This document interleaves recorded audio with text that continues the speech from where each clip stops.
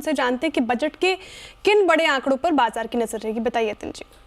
तो श्रेया, देखिए 5 बड़े आंकड़े हैं जिस पे नज़र रखनी चाहिए। अगर हम बात करें तो FY25 के जो 2 बड़े आंकड़े हैं जहां नज़र रहेगी वो रहेगी फिस्कल डेफिसिट, जो वित्त मंत्री ने पिछले साल अनाउंस किए थे वो किस तरीके से रहेंगे। तो 4.9% के आसपास FY25 का रिवाइज्ड फिस्कल डेफिसिट नंबर का अनुमान है, और FY26 यानी आने वाले वित्त वर्ष में लगभग 4.4 से 4.5% के आसपास अनुमानित है कि ये वित्तीय घाटा यानी फिस्कल डेफिसिट रह सकता है। नॉमिनल जीडीपी का ग्रोथ, ये भी एक बड़ा अजम्पशन होता है सरकारी आंकड़ों में, तो वो किस तरीके से रहेगा। तो लगभग FY25 में एक्सपेक्ट कीजिए नॉमिनल जीडीपी ग्रोथ लगभग 10% के आसपास रहेगी। मैं रियल नंबर्स की बात नहीं कर रहा हूँ, मैं नॉमिनल जीडीपी की बात कर रहा हूँ। और 11 से 12% जो है FY26 का नॉमिनल जीडीपी रहने का अनुमान है। तो ब्रॉडली 10 से 12% के बीच की ये बड़ी रेंज आपको आती हुई नजर पड़ सकती है। विनिवेश का आंकड़ा बाजार के लिहाज से काफ़ी अहम माना जाता है। पिछले साल बाजार में वित्त मंत्री ने एक बड़ा डाइवेस्टमेंट टारगेट रखा था, लेकिन वो मीट शायद नहीं होगा।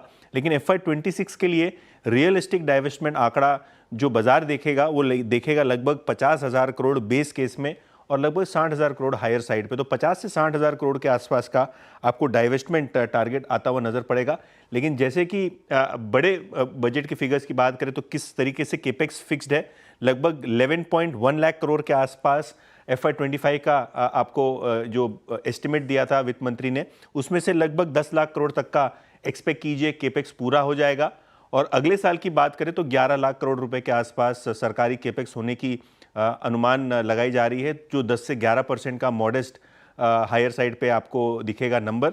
और अगर हम बजट की बात करें तो FY25 में कौन से बड़े नंबर्स है जो नज़र रखनी चाहिए। कुल केपेक्स कितना होगा, कुल बजट का विस्तार कितना होगा। तो कुल बजट का विस्तार होगा लगभग 48 लाख करोड़ का। ग्रॉस मार्केट बोरोइंग जो होगी लगभग 14 लाख करोड़ की, और नेट मार्केट बोरोइंग लगभग 12 लाख करोड़ रुपए के आसपास एक्सपेक्टेड। लेकिन जैसे कि मैंने कहा 4.5% का जो जादुई आंकड़ा है FY26 फिस्कल डेफिसिट का, वो एक बाजार पे खास ध्यान रखने लायक आंकड़ा है। बिल्कुल, शुक्रिया यातिन। तो ये